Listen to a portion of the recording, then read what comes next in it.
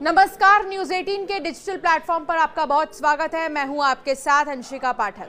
Ukraine ने इस बार रूस के गर्दन पर वार किया है। जी हां, यूक्रेन की सुरक्षा सेवा ने 4:44 पर तड़के एक खास ऑपरेशन के तहत क्रीमिया ब्रिज को तीसरी बार निशाना बनाते हुए जबरदस्त धमाका किया, जिससे ये पुल जो है अब क्रिटिकल कंडीशन में पहुंच चुका है। खास बात तो यह है कि इस बार हमला समुद्र के अंदर से किया गया।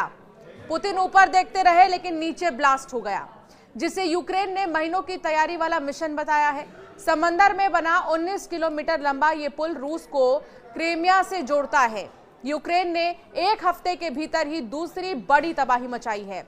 1 जून को ड्रोन हमले के बाद इस बार उसने पानी के अंदर धमाका किया, जिससे रूस हिल गया है।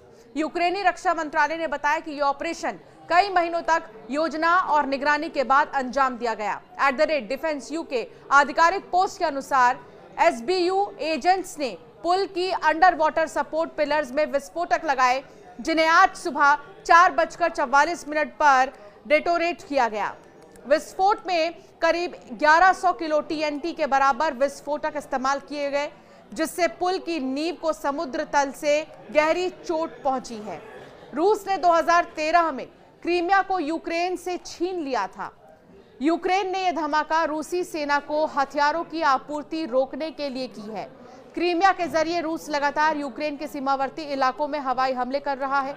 यूक्रेन ने तड़के 5 बजे के करीब यानी कि 4:44 पर यह धमाका किया, जब सुरक्षा थोड़ी ढीली रहती है। उसने कई महीनों तक रेकी कर क्रीमियाई ब्रिज को जमींदोज करने का ऑपरेशन रचा। 13 किलोमीटर लंबा ये पुल अब किसी भी वक्त पूरी तरह से गिर सकता है। क्रीमियन पुल को केर्च ब्रिज भी कहते हैं। रूस और क्रीमिया के बीच ये रेल एंड रोड ब्रिज जीवन रेखा की तरह है। रूस ने क्रीमिया पर कब्जे के बाद ये पुल तैयार कराया। रूसी इसी पुल के जरिए हथियारों और सैनिकों को यूक्रेन भेजता है।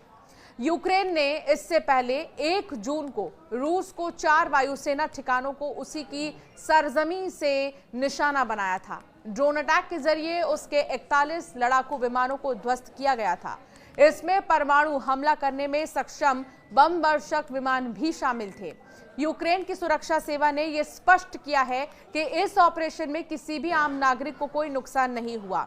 उनका कहना है कि यह हमला सिर्फ सैन्य और अवैध संरचना पर केंद्रित था, जिसका मकसद रूस की आपूर्ति श्रृंखला को बाधित करना है। हालांकि रूस की ओर से अभी तक इस हमले पर कोई विस्तृत आधिकारिक प्रतिक्रिया नहीं आई है, लेकिन स्थानीय रूसी मीडिया और टेलीग्राम चैनलों पर अफरा तफरी और ट्रैफिक ब्लॉकेज की खबरें आ रही हैं। ये संकेत है कि रूस फिर एक बार रणनीतिक रूप से चौंका है।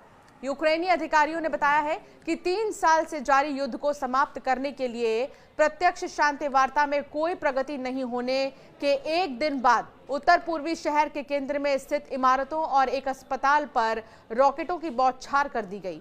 ज़ेलेंस्की ने कहा कि सुमी पर दागे गए रॉकेटों में से एक इमारत की दीवार में घुस गया, लेकिन विस्फोट नहीं हुआ। ज़ेलेंस्की ने टेलीग्राम पर एक पोस्ट में लिखा, इस युद्ध को समाप्त करने से जुड़ी रूस की इच्छा के बारे में आपको बस इतना ही जानना चाहिए।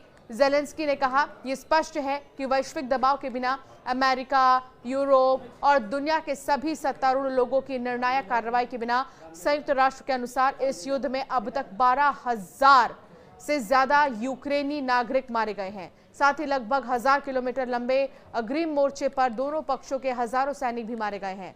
शांति समझौते के लिए अमेरिकी नेतृत्व में जारी प्रयासों के बावजूद युद्ध जारी है।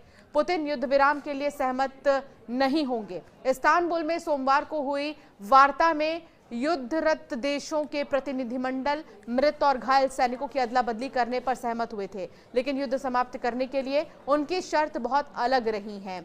संयुक्त राष्ट्र के अनुसार इस युद्ध में अब तक 12,000 से ज्यादा यूक्रेनी नागरिक मारे गए हैं। साथ ही लगभग 1000 किलोमीटर लंबे अग्रिम मोर्चे पर दोनों पक्षों के हजारों सैनिक भी मारे गए। शांति समझौते के लिए अमेरिकी नेतृत्व में जारी प्रयासों के बावजूद युद्ध अभी भी जारी है।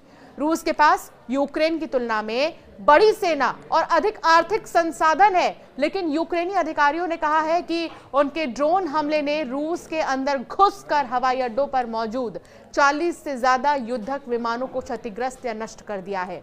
यह हमला क्रेमलिन के रणनीतिक शस्त्रागार और इसकी सैन्य प्रतिष्ठा के लिए भी एक गंभीर झटका था। तो फिलहाल ऐसा धमाका यूक्रेन ने रूस में किया है, उस क्रीमिया के पुल पर किया है, जिसको सोचना रूस के लिए मुश्किल ही नहीं नामुमकिन था। लेकिन बावजूद इसके ये तगड़ा झटका यूक्रेन की तरफ से रूस को दिया गया है। अब देखना होगा कि रूस का अगला कदम क्या होगा इस पर। आप जरूर हमें कमेंट कर बताएं आपका क्या मानना है इस टॉपिक पर।